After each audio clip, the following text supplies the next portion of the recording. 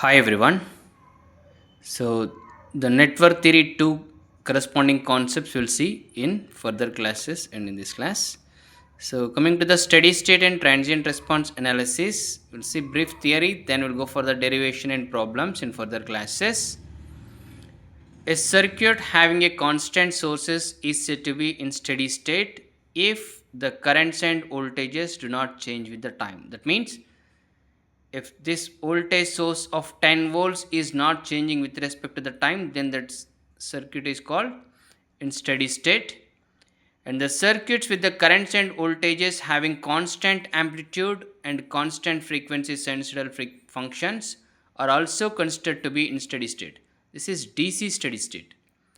DC steady state means the same DC voltage should not change with respect to the time, then that is called DC steady state.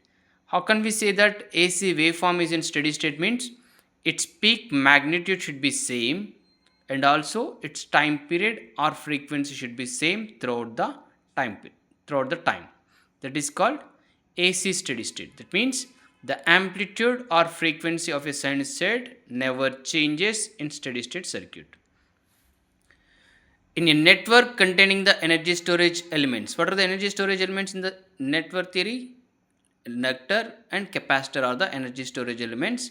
Inductor stores the electromagnetic energy, capacitor stores the electrostatic energy. With change in excitation, the currents and voltages change from one state to other state. In a network containing the energy storage elements, if the change in excitation means, let us take if the change in source, that will change the current and voltages from one state to other state. One state to other state means if you see this waveform, earlier the waveform is with 0 state. After 0, it is changing from 0 state to 10 volt states, like that. Change in state means one response to the other response. We'll see few definitions. What is transient state?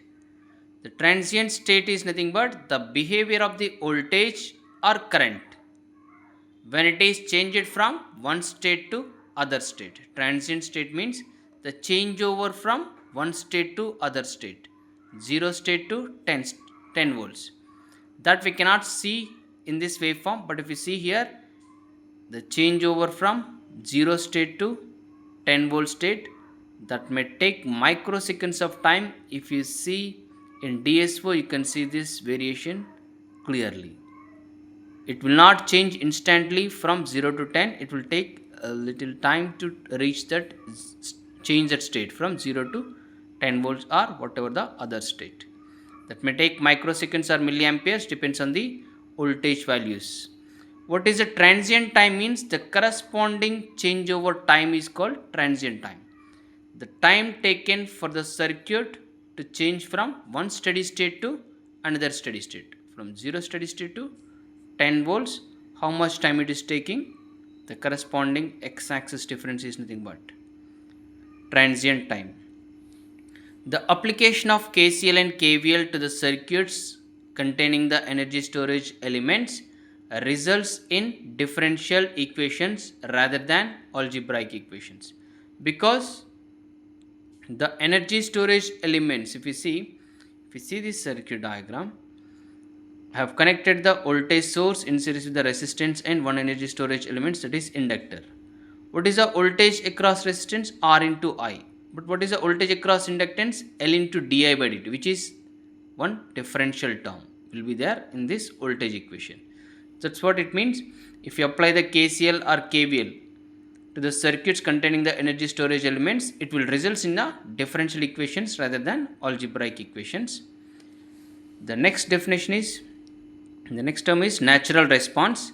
The response of the circuits containing the storage elements like L and C, which are independent of the sources. Independent of the sources means independent of the voltage and current source, and it depends upon the nature of the circuit. If the response depends on the nature of the circuits, then that is called the natural response. What is the transient response and forced response? For the definitions are, what is the transient response means? As the storage elements deliver their energy to the resistances, then The response changes with time and gets saturated after some time. The inductor and capacitor dissipates its stored energy into the source and resistance. The corresponding stored energy in the inductor or capacitor will dissipate within the short time. The dissipation time, the dissipation or the storage elements deliver their energy to the resistance will be for shorter duration. That corresponding response is called the transient response, and the dissipation will be, once if it is dissipated completely, then it will reach to the steady state. After some time it will reach to the saturated and it will reach to the steady state. What is a forced response? After transient response you will get the forced response. Forced response is nothing but the response of the sources acting on a circuit depends on the nature of the source or sources. Once if it reaches to the steady state, like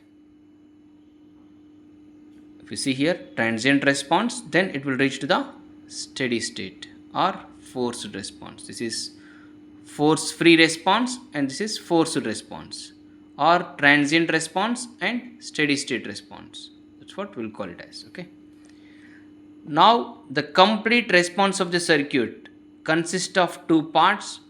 One is forced response, another one is transient response. Forced response or steady state response, or we'll call it as steady state response. The complete response is nothing but sum of the forced response and transient response. So if you see, when we consider the differential equation, the complete solution,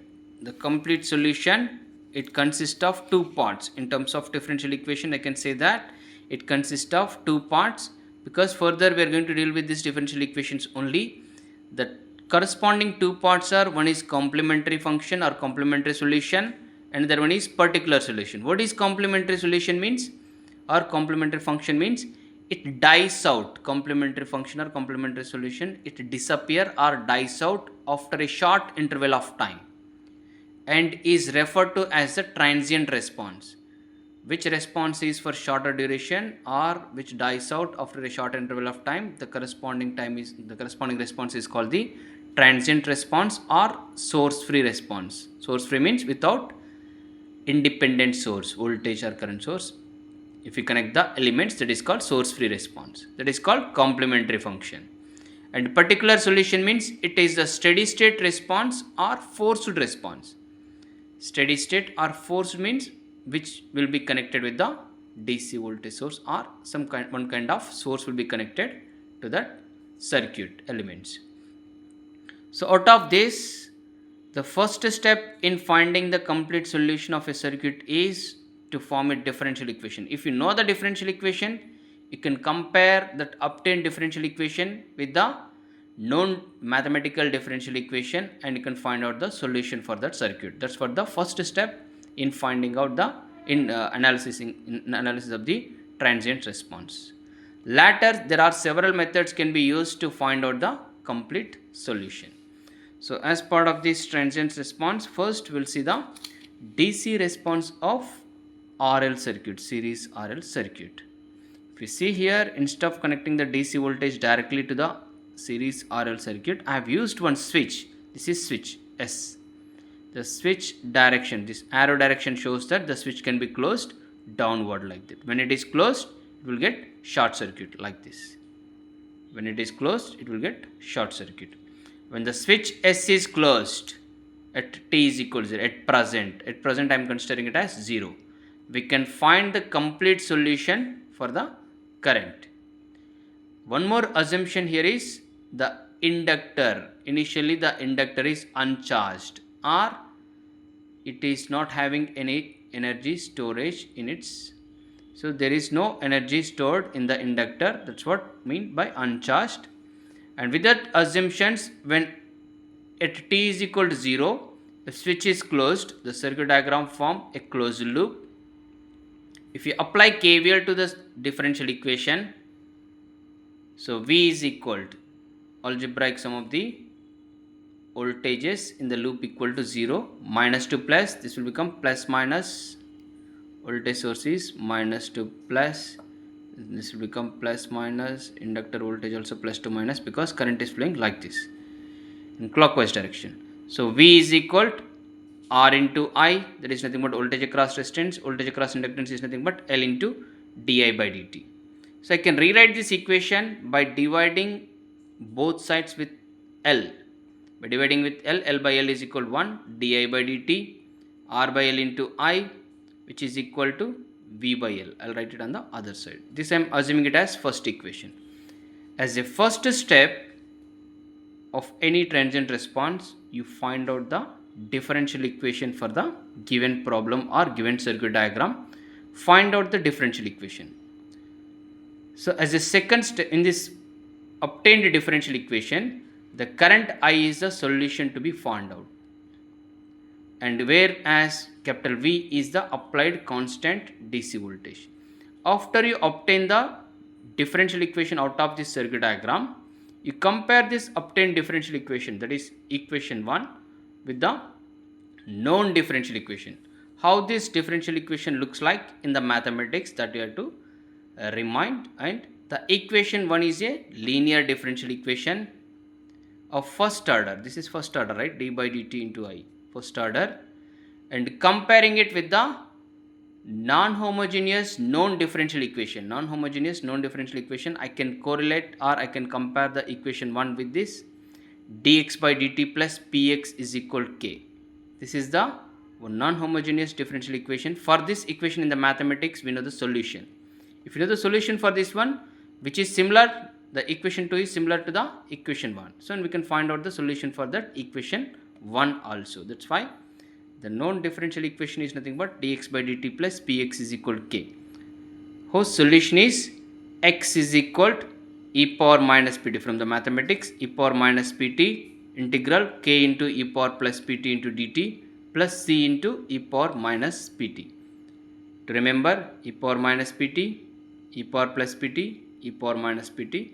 Here we are multiplying with the integral k, here we are multiplying with the c, where c is the arbitrary constant.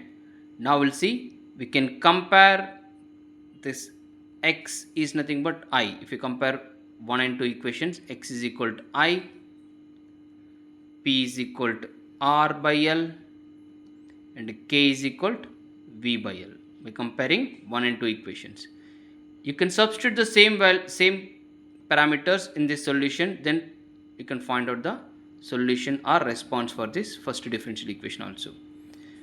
I is equal to, for this, the solution is nothing but, by substituting all these values in this known differential equation solution, I is equal to e power minus pt, p is nothing but r by L, e power minus r by L into t integral k, k is nothing but v by L into e power plus pt, p is equal to r by L into t into dt plus c into e power minus pt, e power minus r by L into t.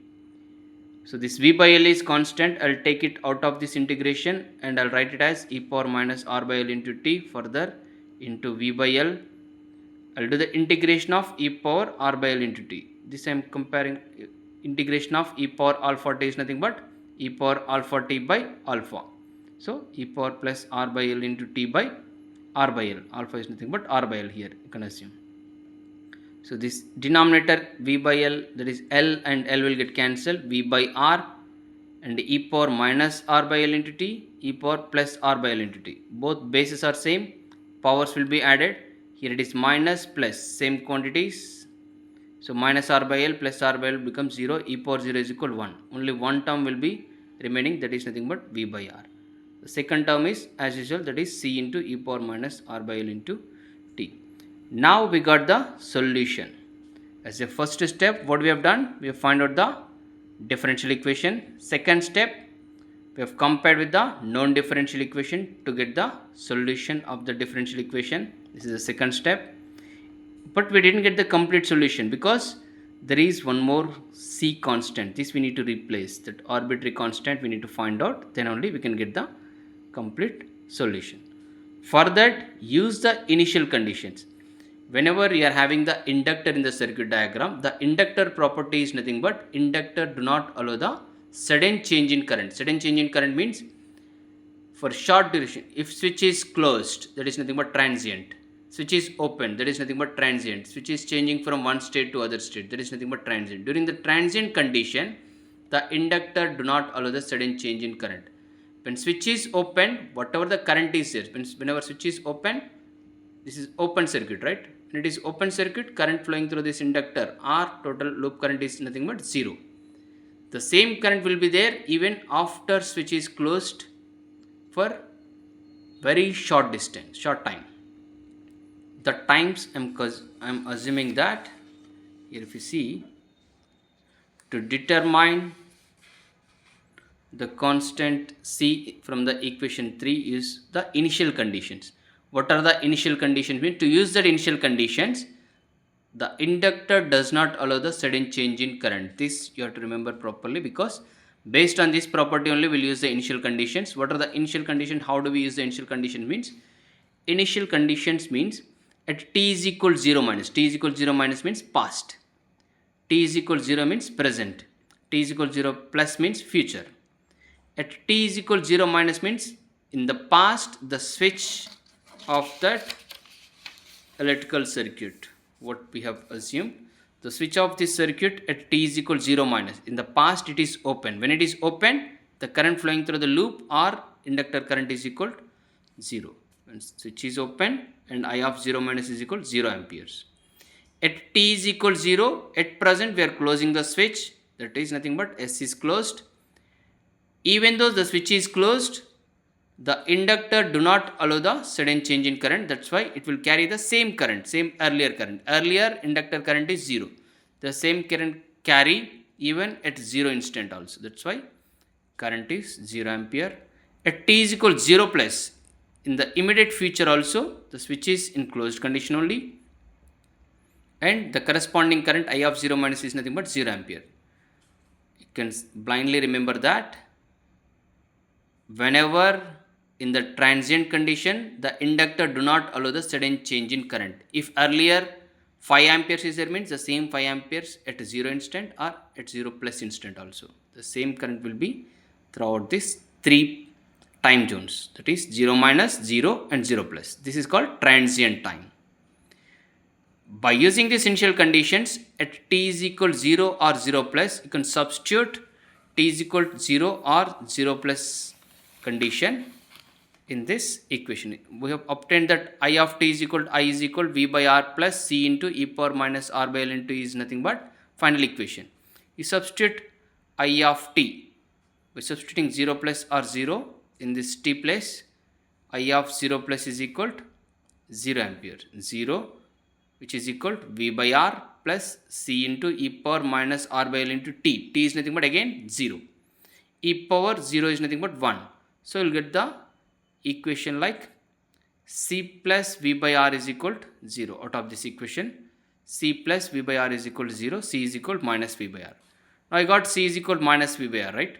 I can substitute this C is equal to minus V by R in this equation, where I is equal to V by R minus C is equal to minus V by R into exponential of minus R by L into T, or e power minus R by L into T. If you see this equation, this is the complete response. Your current is in terms of the voltage and circuit elements, it is there.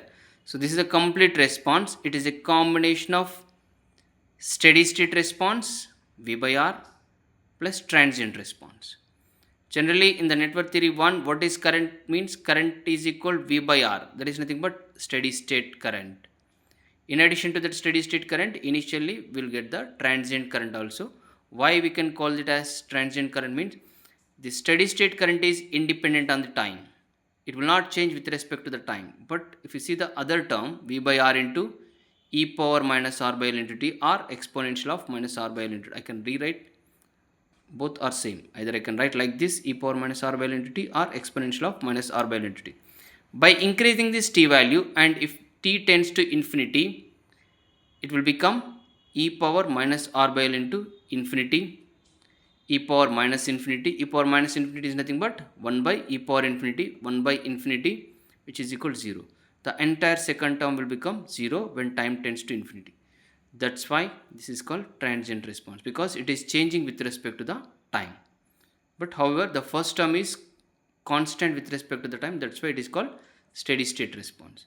You can rewrite the same equation as I is equal V by R into 1 minus e power minus R by L into t. This is the current solution, complete current solution. And in further class we'll see the voltage across resistance.